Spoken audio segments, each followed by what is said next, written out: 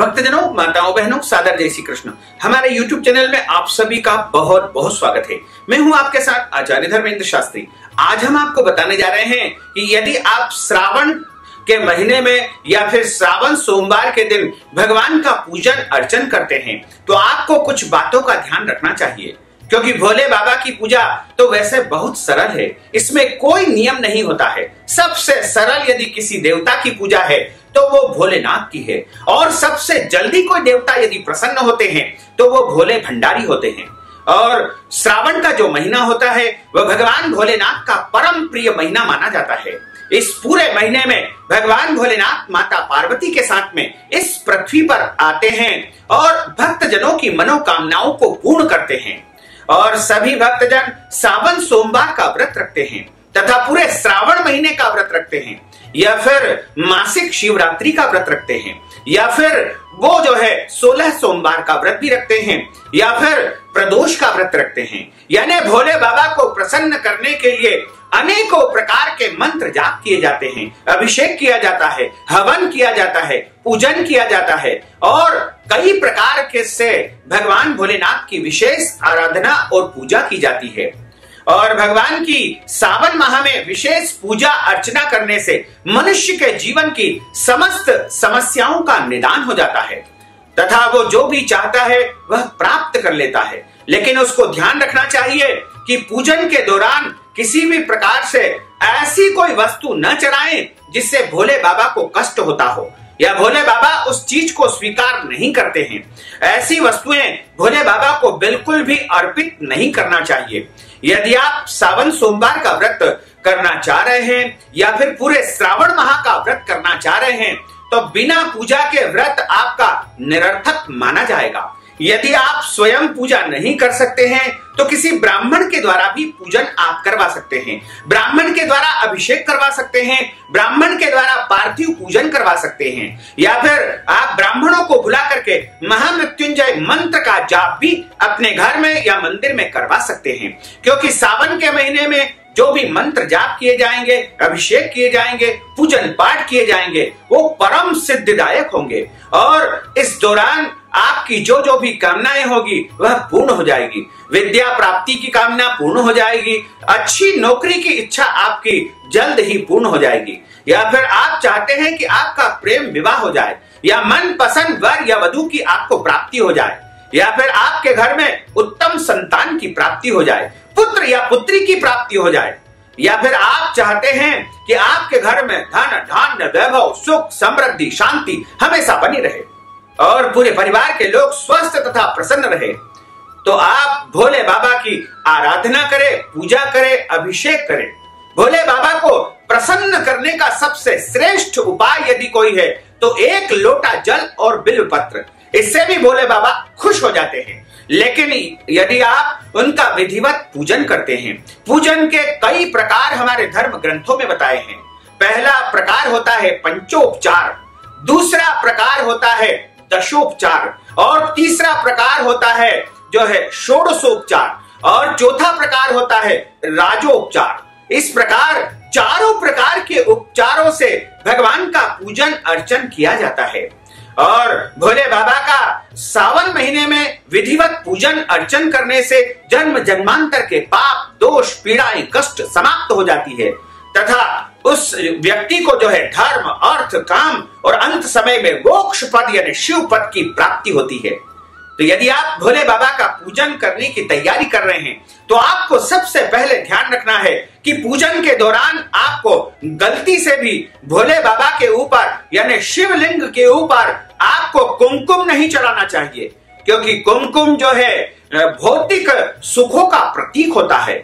इसलिए भोले बाबा चूंकि त्यागी है, विरक्त है और वो तपस्या में लीन होते हैं, इसलिए वो सदैव जो है अपने मस्तक पर सफेद चंदन धारण करते हैं। पीला चंदन भी आप उनको चढ़ा सकते हैं, लेकिन गलती से भी उनको कुमकुम नहीं चढ़ाना चाहिए।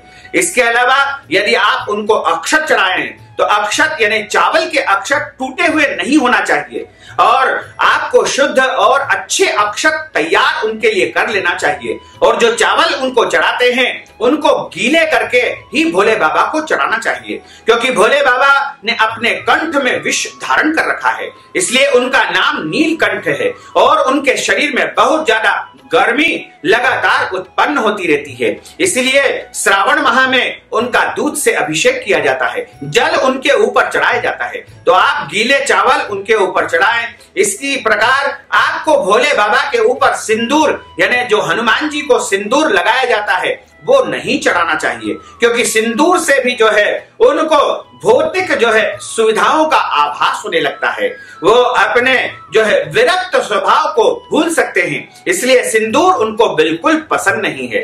उसके बाद भोले बाबा को मेहंदी भी नहीं चढ़ाना चाहिए, क्योंकि मेहंदी और हल्दी दोनों भी भोले बाबा के शिवलिंग के ऊपर नहीं चढ़ाई जाती है।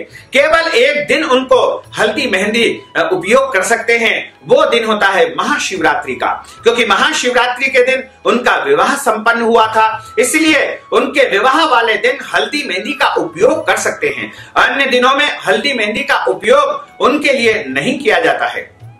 साथ ही आप ध्यान रखें कि भोले बाबा के ऊपर लाल रंग का जो गुड़हल का पुष्प होता है वो भी नहीं चढ़ाना चाहिए। अन्य गुलाब के जो पुष्प होते हैं लाल रंग के, वो आप चढ़ा सकते हैं।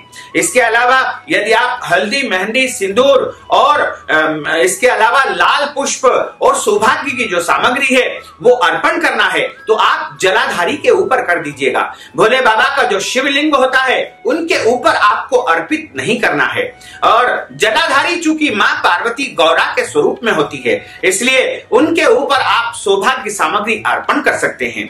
इसी प्रकार देखा जाता है कि जो भक्तजन वो दही और पंचामृत से भोले बाबा को स्नान कराते हैं, लेकिन उसके बाद शुद्ध जल नहीं चढ़ाते हैं, वैसे के वैसे ही मंदिर में छोड़ करके चले आते हैं, तो उसका भी आपको दोष लगेगा। यदि आप भोले बाबा को पंचामृत चढ़ाते हैं, दही चढ़ाते हैं या दूध चढ़ाते हैं, तो आपको उनके ऊपर शुद्ध जल भी अनिवार्य रूप से चढ़ाना चाहिए, तभी आपको पंचामृत चढ़ाने का संपूर्ण फल प्राप्त हो पाएगा। इसके अलावा कई लोग इस प्रकार करते हैं कि जो केले होते हैं, सेवफल होते हैं या मिठाई होती है या फिर नारियल होता है, वो भोले बाबा के ऊपर रख देते हैं। अरे भैया, जब किसी भी व्यक्ति को या किसी भी देवी देवताओं को भोग लगाया जाता है तो उनके मस्तक पर थोड़ी रखा जाता है, उनके सामने अर्पण किया जाता है और उसके आसपास जल घुमाया जाता है। तो यदि आप भोग की सामग्री उनको चढ़ा रहे हैं, केला चढ़ा रहे हैं, सेवफल चढ़ा रहे हैं या मिठाई चढ़ा रहे हैं, तो भोले बाबा के सामने रख करके उस पर बिल्व पत्र रख करके जल फेरना चाहिए और प्रार्थना करना चाहिए। और इसी तरह भोले बाबा की जो पूजा है वैसे तो सरल है, लेकिन बिना पान के उनकी पूजा अधूरी मानी जाती है, क्योंकि पान जो है नागलोक से आया है और भोले बाबा ने पान को वरदान दिया है कि तुम्हारे बिना मेरी पूजा अधूरी मानी जाएगी। तो यदि आप विधिवत पूजा करते हैं तो आपको पूजा में पान का उपयोग जरूर करना चाहिए।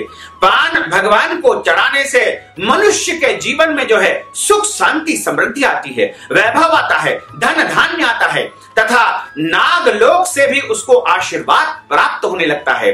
तो इस प्रकार आप भोले बाबा का अच्छी प्रकार से पूजन अर्चन करें और उनकी आराधना करें, उनके मंत्रों का जाप करें तथा सोमवार के दिन आप चाहें तो भोले बाबा का जो मंत्र है ओम नमः शिवाय, इसको अधिक से अधिक संख्या में जाप करें। यानी 11 बार आप जाप कर सकते हैं, 21 बार आप जाप कर सकते हैं, 51 बार आप जाप कर सकते हैं, 108 बार आप जाप कर सकते हैं। यदि आप चाहें तो इस मंत्र से आप हवन भी कर सकते हैं। इसमें आपको गाय का घी लेना चाहिए और हवन सामग्री लेना चाहिए तथा लकड़ी या फिर गाय के गोबर के कंडे आप प्रज्वलित करके और आपको आहुति प्रदान करना चाहिए। हवन के रूप में आप जो है आहुति के रूप में आप ओम नमः शिवाय बोलते हुए उनको आहुति दे दें या फिर महामृत्युंजय मंत्र से उनको आहुति दे दें। और भोले बाबा की प्रसन्नता के लिए सोमवार के दिन गरीबों को दान पुण्य भी करना चाहिए,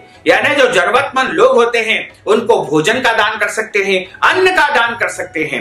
इसके अलावा गाय को चारा भी खिलाना चाहिए, क्योंकि गौ माता के अंदर समस्त देवी देवताओं का वास माना जाता है। इसके अलावा ब्राह्मण को दान पुण्य करना चाहिए, मंदिर में जाकर के दान पुण्य करना चाहिए, तथा इस दिन जो है पक्षियों को दाना भी डालना चाहिए, मछलियों को आटे की गोलियां भी चुगाना चाहिए, और भगवान भोले बाबा की कथा का श्रवण भी अनिवार्य रूप से करना चाहिए। शिव पुराण की कथा का श्रवण करना चाहिए, सोमवार की कथा का श्रवण करना चाहिए। इसके अलावा जो भी भगवान के मंत्र जाप होते हैं या भगवान की महिमाओं का गान आप कर सकते हैं, वो सब के सब आपको सोमवार के पूजन में या सावन के महीने में अनिवार्य रूप से करना चाहिए, तथा भोले बाबा की पूजा पूरी निष्ठा श्रद्धा के साथ करेंगे, भक्ति के साथ करेंगे, पूरी भावना के साथ करेंगे एवं विश्वास के साथ करेंगे, तो निश्चय ही आपके जीवन की समस्त कामनाएं पूर्ण हो जाएगी और आपके घर में सुख शांति समृद्धि का वास हो सकेगा।